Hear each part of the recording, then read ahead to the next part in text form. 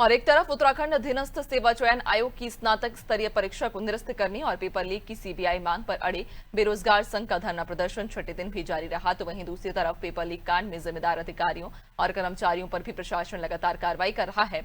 हरिद्वार में तैनात sector magistrate को तत्काल प्रभाव से निलंबित कर दिया गया, जबकि एसआईटी की टीम मुख्य आरोपी खालिद के सुल्तानपुर स्थित घर पहुंची और बारीकी से पूछताछ के साथ जांच पड़ताल की। देखिए इस पर हमारी आधारित रिपोर्ट। उत्तराखंड के चर्चित पेपर लीक कांड में मुख्य आरोपी खालिद की गिरफ्तारी के बाद कई अहम खुलासे हुए हैं। पुलिस को ऐसे राज पता चले हैं जिसने पूरे नेटवर्क की परतें खोल दी हैं। जांच में सामने आया है कि खालिद परीक्षा से एक दिन पहले ही बेहद चालाकी से अपना मोबाइल फोन परीक्षा केंद्र पर छोड़ गया था और परीक्षा वाले दिन उसी फोन का इस्तेमाल कर उसने प्रश्न पत्र की तस्वीरें खींची और अपनी बहन साबिया को भेज दी। साबिया ने ये स्क्रीनशॉट आगे असिस्टेंट प्रोफेसर सुमन तक पहुंचाए। इस तरह पेपर लीक का खेल ऑपरेट किया गया, तो वही परीक्षा को निरस्त करने और पेपर लीक की सीबीआई मांग पर अड़े बेरोजगार संघ का धरना प्रदर्शन छठे दिन भी जारी रहा। परेड ग्राउंड के बाहर चल रहा बेरोजगार संघ का प्रदर्शन लगातार बड़ा रूप ले रहा है। विपक्ष के साथ ही कई अन्य सामाजिक संगठन भी समर्थन देने पहुंच रहे हैं और बेरोजगार संघ की आड़ में न सिर्फ सरकार को घेरने का प्रयास किया जा रहा है, बल्कि अपनी सियासत को चमकाने की भी कोशिश हो रही है। देखिए, धरना फिलहाल बंद नहीं होगा क्योंकि हमने इनसे 2-3 चीज़ों की पहले डिमांड की है और इन्होंने, मुख्यमंत्री जी ने भी आश्वासन दिया है कि ये 2-3 चीज़ें जो हैं ये आज ही जो है हम करवा देंगे और अगर आज नहीं करवाते हैं तो हमने भी ये कहा है कि प्रदेश का युवा जो है यहीं पर बैठा रहेगा, धरना प्रदर्शन पे बैठा रहेगा। हमारी जो मुख्यतः मांग थी वो 3-4 मांगें हमारी थी। बेसिकली पहली मांग ये थी कि 1 महीने के भीतर संयुक्त स्नातक स्तरीय परीक्षा दोबारा कराई जाए। तो मुख्यमंत्री जी का ये कहना था कि इसमें जो भी आप लोगों के सामने और भी चीजें हैं और भी तथ्य हैं तो उनको दे दीजिए। आज हम अखबारों में पढ़ रहे थे सुबह, ये भी हमने मुख्यमंत्री को बताया कि भाई इसमें एक जो महिला थी जिसने सबूत दिए थे, प्रोफेसर, उस प्रोफेसर के खिलाफ जो है मुकदमा दर्ज किया गया। तो वहां पर ये स्पष्ट हो गया है कि उस महिला पर फिलहाल जो है मुकदमा दर्ज नहीं किया गया है। ये भी हमने जो है ये कहा है कि इसकी स्पष्टता खुद एसएसपी देहरादून और उसका एक लेटर जारी किया जाए कि इस महिला पर जो है मुकदमा दर्ज नहीं किया गया है।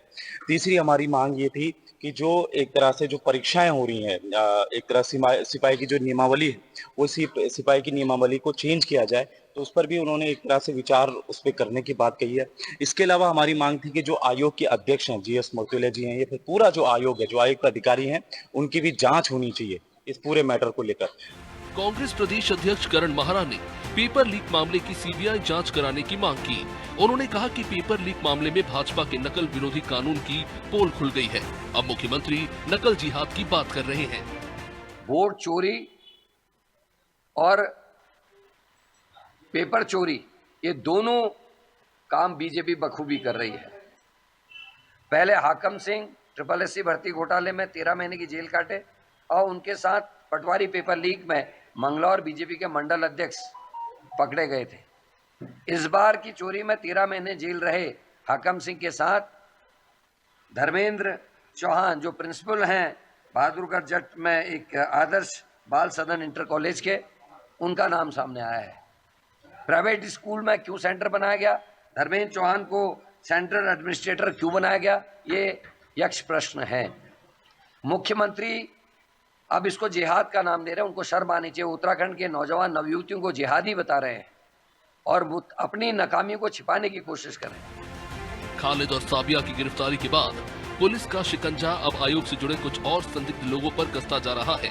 आखिर कैसे खालिद परीक्षा केंद्र पर एक दिन पहले ही फोन रखकर चला गया और अगले दिन सबकी नजर से बचकर कैसे फोटो भेजे गए, इस पर भी जांच की जा रही है। पुलिस की माने तो हर एंगल पर बारीकी से जांच की जाएगी। उसका ये कहना था कि उसकी बहन सीमा, जो कि 2 साल पहले पीएचडी का एग्जाम दे रही थी, तो उसे काफी उम्मीद थी कि उसका जो इंटरव्यू हुआ इतना अच्छा हुआ है तो उसका सिलेक्शन हो जाएगा, लेकिन उसका सिलेक्शन नहीं हो पाया। तो उसे लगा कि कहीं ना कहीं ऐसा ना हो कि किसी कारण से या फिर जानबूझकर मेरा सिलेक्शन ना किया हो, मेरे मार्क्स तो अच्छे थे, उसे ये उम्मीद थी। तो उसे किसी ने बताया था कि आप एक संगठन है, वहाँ पे जाकर संपर्क करेंगे तो ऐसी कोई चीज़ होगी तो आपकी हेल्प हो जाएगी। तब उसने संपर्क किया था बॉबी पवार से, जैसा कि उसने बताया है। और उसके बाद फिर जब ये वाली बात आई, उसने अपनी बहन से कहा कि मुझे लग रहा है कि ये कोई पेपर है, मुझे साबिया से बात करके शक हो रहा है। तो उसकी बहन ने कहा कि तुम ऐसा करो कि बॉबी पवार से बात करो, मेरे पास नंबर है, मैं देती हूँ। तो उसने नंबर दिया था, उस समय पर उसने बात भी की है, उसकी बात भी वहाँ हुई है और उसने फॉरवर्ड भी किया। वहीं यूके SSSC पेपर लीक मामले की गंभीरता को देखते हुए शासन स्तर से भी उच्च न्यायालय के रिटायर्ड जज की निगरानी में SIT का गठन कर दिया गया है। इस टीम की कमान देहरादून ग्रामीण पुलिस अधीक्षक जया बलूनी को सौंपी गई है। SIT को राज्य भर में सामने आए गड़बड़ी के मामले की स्वतंत्र जांच करने और दोषियों की पहचान कर कार्रवाई सुनिश्चित करने की जिम्मेदारी दी गई है। उस प्रकरण की गहन जांच के लिए एक एडिशनल SP के स्तर की अध्यक्षता में विशेष अन्वेषण दल SIT गठित की जाएगी, जिसका कार्यक्षेत्र पूरा प्रदेश होगा और यह जांच निष्पक्ष हो, स्वतंत्र हो और तथ्यपरक हो। इसके लिए यह भी निर्णय लिया गया है कि यह SIT माननीय उच्च न्यायालय के सेवानिवृत्त माननीय न्यायाधीश के टोटल सुपरविजन में कार्य करेगी और माननीय न्यायाधीश द्वारा पूरे प्रदेश का भ्रमण भी किया जाएगा, सभी जिलों का। और कोई भी व्यक्ति यदि उसके समक्ष इस प्रकरण से संबंधित कोई भी तथ्य, कोई भी सूचना हो, सेवानिवृत्त जज के द्वारा की जाएगी। और कोई भी व्यक्ति कुछ भी तथ्य, कोई भी सूचना, कोई भी जानकारी अगर देना चाहें तो वो माननीय न्यायाधीश को दे सकते हैं। देहरादून के परेड ग्राउंड में पिछले कई दिनों से धरना प्रदर्शन कर रहे बेरोजगार संघ के युवाओं से मिलने आज जिला अधिकारी सविन बंसल धरना स्थल पहुंचे। उन्होंने युवाओं से अपील की कि वो अपने धरने को वापस ले। सरकार ने नकल विरोधी कानून को सख्ती से लागू किया है। इस मामले में जो भी लोग दोषी होंगे उन पर सख्त कार्रवाई की जा रही है।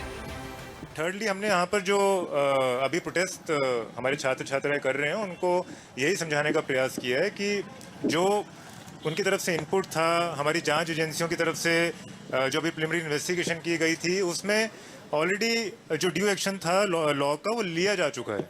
और आगे हमने सिर्फ उसी सेंटर तक कन्फाइन नहीं रखी जांच को, पूरे प्रदेश के हर एक सेंटर तक उस जांच को, उसका जो दायरा है वो बढ़ा दिया गया है। इधर मुख्यमंत्री धामी ने युवाओं से संयम बरतने की अपील की। उन्होंने कहा कि युवाओं के इस धरने प्रदर्शन और आंदोलन से राजनीति शुरू हो गई है। बहुत से ऐसे तत्व हैं जो इनके बीच पहुंच रहे हैं। मुख्यमंत्री धामी ने युवाओं को इस मामले में ठोस कार्रवाई करने का आश्वासन दिया। सभी युवाओं से मैं अपील भी करता हूं, मैं युवाओं से कल भी मैंने कहा था कि युवाओं को तय करना है कि आखिर उनका आंदोलन चलाने वाले कौन लोग हैं, आखिर उनके आंदोलन के कारण से या युवाओं को, नौजवानों को सड़क पर लाकर कौन लोग अपने हित साध रहे हैं, कौन लोग इसका पूरी तरह से, किन लोगों ने इसको राजनीति की तरफ पूरी तरह से धकेल दिया है, इसका राजनीतिकरण कर दिया है। ऐसे लोग हैं जिनका इन युवाओं से, भर्ती परीक्षाओं से कोई लेना देना नहीं है, केवल वो अपना स्वार्थ सिद्ध करना चाहते हैं।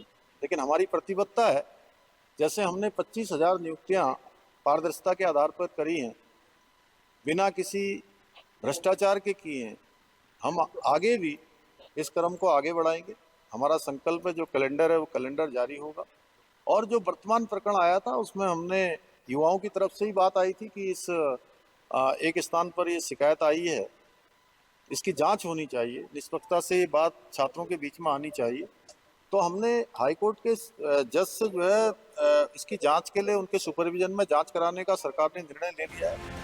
यूके SSSC लीक मामले में मुख्यमंत्री के निर्देश पर अब तक 4 लोगों को सस्पेंड किया जा चुका है। ऐसे में अब देखना होगा कि जो सियासी दल युवाओं के इस आंदोलन के माध्यम से आगामी विधानसभा चुनाव के लिए अपनी सियासी भूमि तैयार कर रहा है, क्या वास्तव में उनको पॉलिटिकल माइलेज मिल पाएगा। देहरादून से अनादि टीवी के लिए सोनू सिंह की रिपोर्ट।